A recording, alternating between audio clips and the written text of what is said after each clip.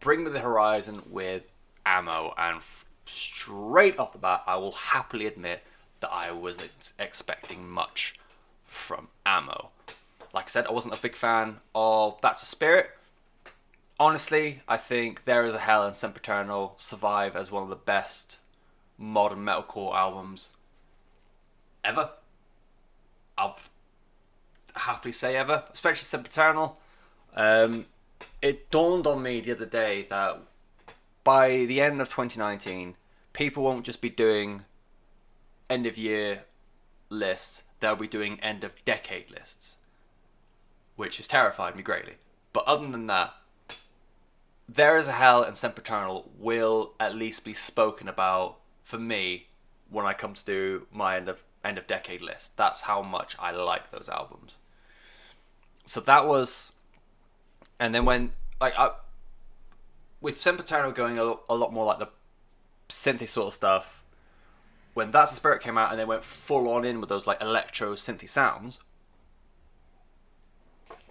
tea break, I'll happily say I was taken aback at first, but the first few singles made me hopeful. A lot more pop sound, very much stepping away from Sempiternal, but good nonetheless. But overall, after those after those bright moments from songs like Drown and Throne and then eventually Avalanche, I just wasn't a fan of That's the Spirit at all. I thought it was ultimately quite bland. And based on that, and each of the singles that came out in preparation for Ammo, Mantra I thought was good. I thought it was a better stopgap between Sempiternal and That's the Spirit than was it Drown back then? Was the stopgap between them? I thought it did a lot better job if it were to do that part. A lot more new metal-y and played a lot more on the electrics and let Ollie sort of like play around with vocals a little bit more. Similar sort of thing to Wonderful Life. A lot more new metal sound, which what I think That's the Spirit hit on more. And it fucking, the music video to that is just, I don't even know. I'm gonna move along. Medicine, initially I hated this song. I thought it was really, really bland, to the point where how much I didn't like it made me like Wonderful Life even more. And someone described Medicine perfectly to me as they described it as edgy Maroon 5. Yeah. And then from there it was Mother Tongue. And all I kept thinking was the 1975 are calling and they're suing. Because it just, carbon copy of that. Admittedly, I'd never even heard of I knew of 1975 before, but I don't think I'd ever consciously listened to their songs. As it turns out, I have, because they're on the radio all the fucking time. And honestly, if you put Mother Tongue in a Spotify playlist of 1975 songs, I would not initially be able to pick it out of the field. I would have thought everything was 1975 and just shot myself in the head.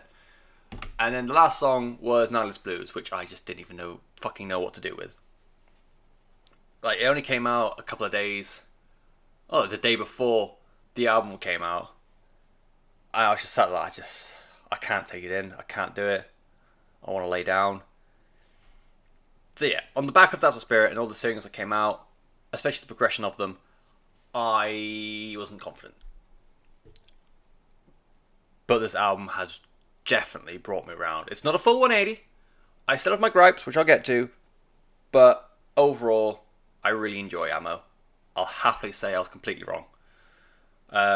Mantra is still a really, really strong song. I think vocally, Ollie Sykes is at his best on this song. It is a great bridge between... Honestly, I think it fits more at home on That's the Spirit because that gap between Sempiternal and That's the Spirit, I think this would have done a lot better job instead of throwing people straight in the deep end. But yeah, Ollie gets a chance to do his more singing kind of like singing vocals in the choruses. He can still have that little rumble at his throat. He's got a scream there as well. I think this is very much an Ollie song. I am now completely sold on Nihilist Blues. It is a massive electro pop song, and the drop rivals any breakdown Bring Me have ever done. And I can already picture it in nightclubs. soundtracking the exchange of the clap and ketamine.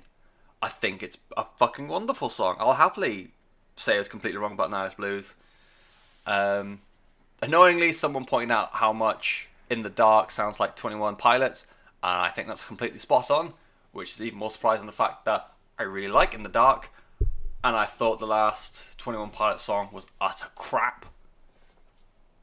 Weirdly enough, The Wonderful Life has really gone down for me. I now think it's one of the weaker songs. It feels like it could be, again, more home on the lesser end of That's the Spirit. And yeah, I don't know what it is. Like I've said about it to friends at work, and I can't put my finger on why it is, but I just thought it's kind of bland now.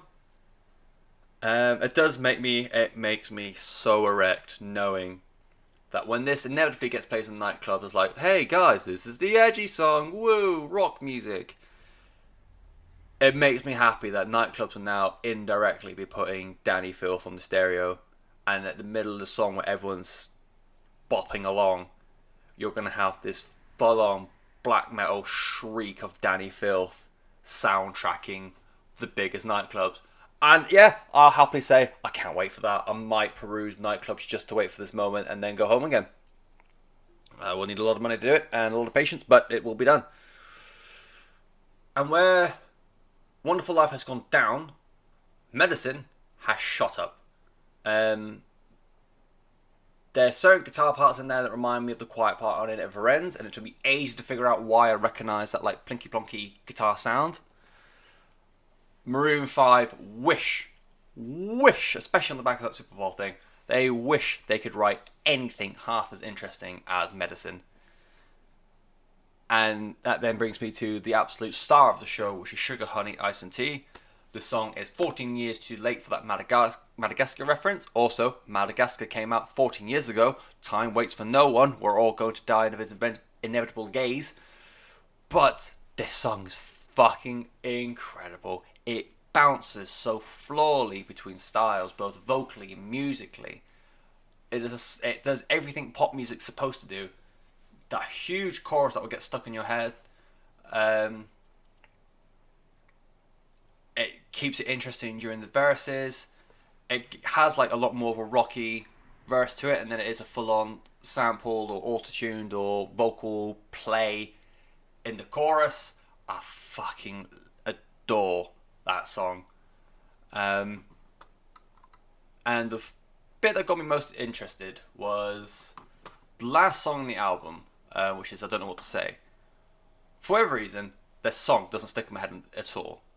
Like, I don't know why, but when the album gets to heavy metal, as soon as that song finishes, I cut off. I don't know why, but it just happens.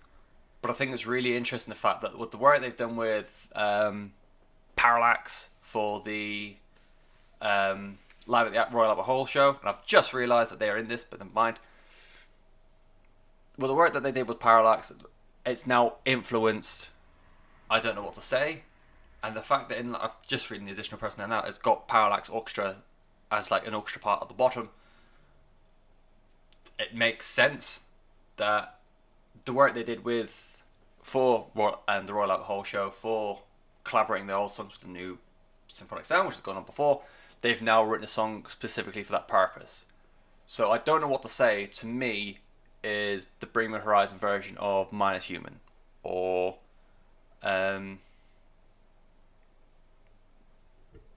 fuck! No Leaf Clover. I was gonna No Holds Barred. That's something completely different. That's wrestling getting out. Yeah, No Leaf Clover or Minus Human is like the comparative song, written wise, if that makes sense. I kind of butchered that sentence there, but I lost my train of thought, and I forgot what the song was called. It happens a lot. I forget things. I'm dumb. The reason why it's not a complete 180, in my opinion, is a lot of the lyrics on this album are completely fucking dog shit. Like, heavy metal, I'll happily say, it's fucking annoyingly catchy. Me and a friend of mine at work listen to it at work, and it got stuck in our head for the entire shift, and was all we could like mumble to each other for about 4 hours. It's great. It's a good song. It's annoying how catchy it is, and it's trying to be ultra metal with him having a go at the people who think it's shit that they're not a hashtag metal band anymore. But lyrically, it's so paper thin, it's so tacky, and it's so plastic. Like, because a kid on the gram in a Black Dahlia tank says it ain't heavy metal, and that's alright. First of all, fucking balls to try and like go after Black Dahlia or Black Dahlia murder. Trevor Sternard is not the kind of dude you want to piss off. He looks like a Viking because all he does is like take a shirt off, drink beer, and shout at people. And he also fronts Black Dahlia murder. It's just, it's the edgy. You want an edgy song against fans and the critics who have like kind of gone after you and gone after your sound. You've got that in Why You Gotta Keep Me When I'm Down. Like, because lyrically that song antagonizes those who've tried to get in the way of Ollie Sykes' personal life. That song fucking slams. It's really good. The lyrics in it are really good. This is just fucking shit. The random bit of Portuguese and mother tongue to try and sound interesting. Fuck off, mate. You are some muppet from Sheffield. You are not like... If you had a whole song in Portuguese, fair enough. The fact that your album name is Portuguese, kind of annoying, but I'll allow it. To random put in... Oh, what is it?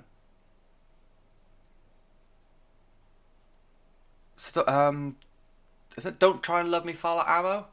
Which, whatever it is, I ended up looking it up. Fala Ammo, well, Ammo means love, obs. Fala Ammo means to talk about love. Oh, that was it. So don't say you love me, Fala Ammo. So, Fala Ammo means to talk about love. So the lyrics basically, don't say you love me when you're trying to talk about love. Which, my puny, forever alone brain can't wrap my head around. But, weird noises. It's just shit, isn't it?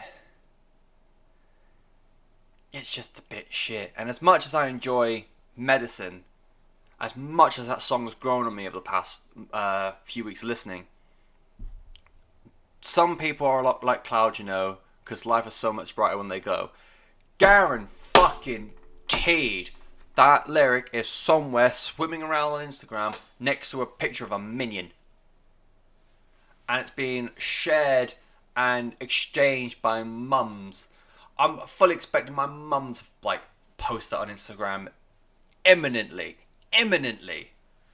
And you think this is the same guy who lyrically wrote "Go to hell for heaven's sake, it never ends, don't go, crucify me, can you feel my heart?" Realise a lot of those songs from There Is a Hell. There Is a Hell's really good, don't you know? But my fucking god, he's so much better than this. Why are lyrics this week so shitting on me? I don't like it. Either way, like I said, I really enjoyed Ammo. If you can ignore the shitty lyrics, that... I made a big fuss of them. There are a lot of good lyrics in this album, I have to say. It's just like, and like I said, even when they're really shit like heavy metal, that song will ingrain yourself like a fucking worm inside, just constantly over and over again until you inevitably die. And that's a great thing. Or as you would say, that's alright. I miss my cue. If you enjoy, I feel like everyone at this point has heard Ammo. It's just reached #1 on Billboard, I think they said. Something mad like that. I guess. Nope, it's not this anyway. Anyway, it's gone #1 somewhere very, very important. I remember that. I think it's the UK #1, I want to say. Fuck it. I think that everyone at this point has heard it. Everyone at this point has at least heard That's the Spirit. But if you do need any comparisons, because it is a massive difference to what they used to do. Modern day Linkin Park, modern day Shikari. I even going to compare this to Charlie XCX. Because that last album, which it had Boom Clap on it, I can't remember what it's called. Yup. It was super electro-poppy and it had a lot of rock bits in, which is what Ammo is. It's super electro-poppy with some rock bits in. I think there's a bit of a crossover there. So yeah, Linkin Park, Shikari, Charlie XCX. if you like them, you like the modern interpretations of them, I feel like you will definitely go for Ammo by Bring Me Horizon, album number 6. And apparently the Bring Me Horizon we have now, it's really weird that it used to be big hair, fringes, and now they are weaponized top shop. But yes, either way, that is